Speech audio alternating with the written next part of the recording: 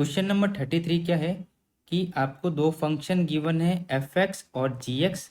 ये दो function given है और डिफाइन कर रखा है कि एक्स एन को 2f(x - 1) की power N F dash X की पावर एन और वाई एम आपको गिवन है 2gx - 1 इसकी होल पावर एम और जी डैश एक्स की होल पावर एम।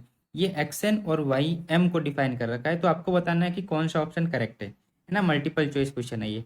तो सबसे पहले की पॉइंट के बारे में जान लेते हैं कि आपने देखा होगी जो डेरिवेटिव करते हैं उसमें डिफरेंशिएशन ऑफ इनफाइनाइट सीरीज, इसका जो डिफरेंशिएशन कैसे करते हैं ना, अनंत श्रेणी का अवकलन कैसे करते हैं। तो एक छोटा सा जो फॉर्मूला है वो आपको याद होना चाहिए और निकालना तो आना ही चाहिए। तो पहले मैं फॉर्मूला बता देता हूँ कि अगर y equal to √f(x) plus √f(x) इस तरह से ये दे रखा हो तो जो इसका डेरिवेटिव होता है वो आप डायरेक्ट निकाल सकते हो। सिंपल सा होता है, बेसिक है ना, कि एफ डैश एक्स करना है और डिवाइड में 2y - 1। ये बेसिक फॉर्मूला है जो कि अप्लाई होगा यहाँ पर।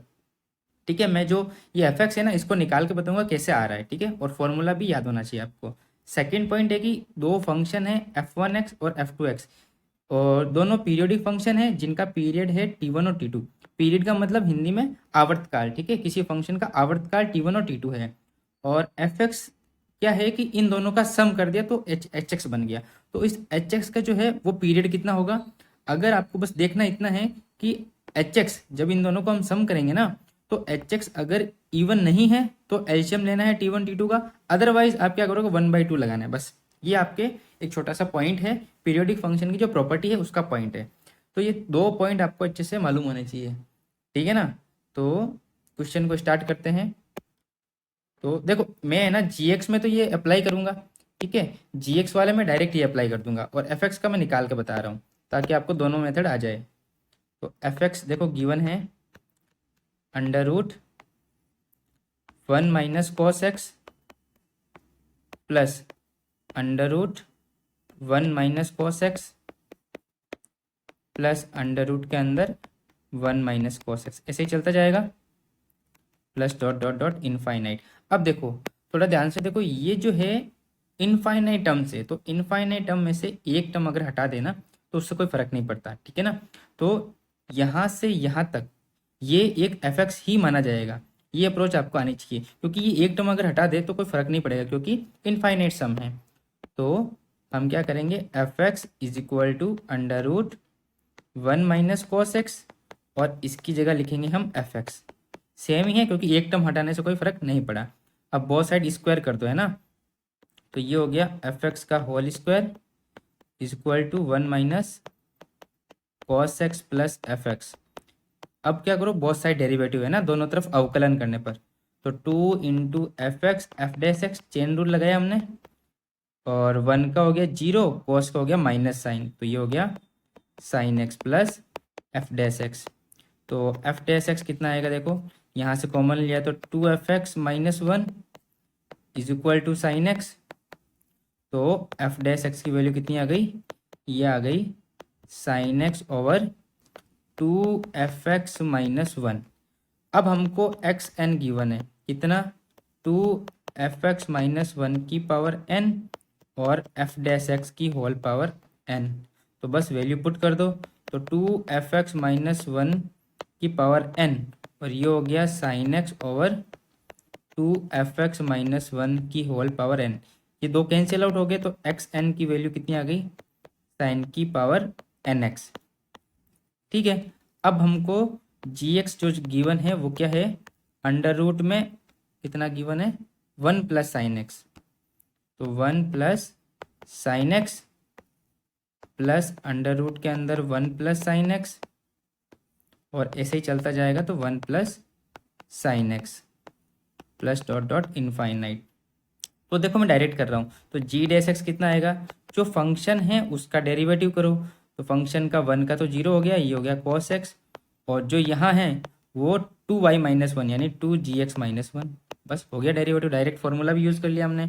तो वाई एम गिवन है 2gx - 1 की पावर m और कितना गिवन था, जी डैश एक्स की होल पावर m, यही था।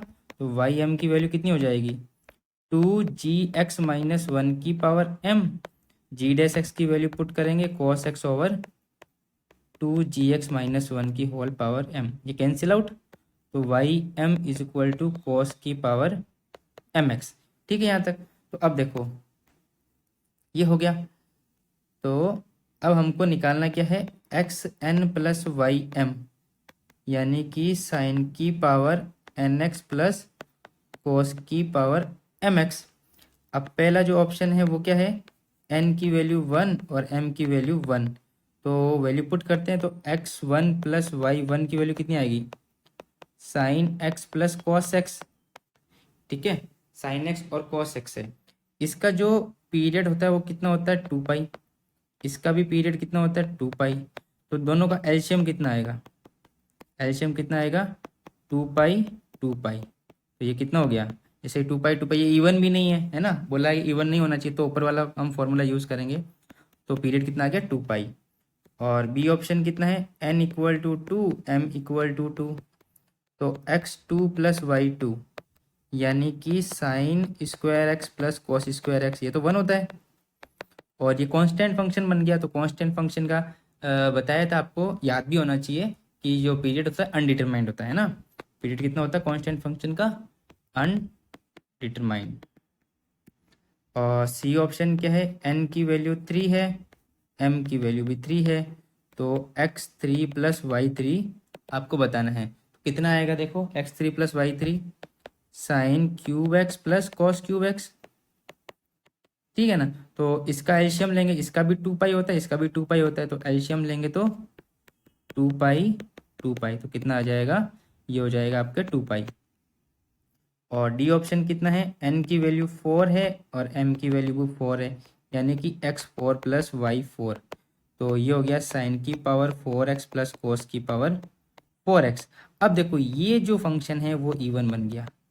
यहाँ देखो इवन बन गया, तो इवन नहीं होना चाहिए, तब हम ये लगाएंगे इवन अगर, और उसके अलावा ये वाली कंडीशन अप्लाई करेंगे। तो 1/2, तो 1/2 और एलसीएम, और साइन की पावर 4 का कितना होता है, पाई, इसका भी पाई, तो पाई/2 हो गया। ठीक है। तो कौन से ऑप्शन करेक्ट है देखो, 1 में आपके 2 पाई आ रहा था, ठीक है, इसमें ये गलत है। देखो ये जो ऑप्शन है ना, ये राइट है, ये गलत है, क्योंकि जो कांस्टेंट फंक्शन है उसका पीरियड अनडिटरमाइंड होता है। 3 पे 2 पाई आ रहा है, ठीक है, और 4 पे पाई/2 आ रहा है। इसमें ए सी और डी ऑप्शन करेक्ट है।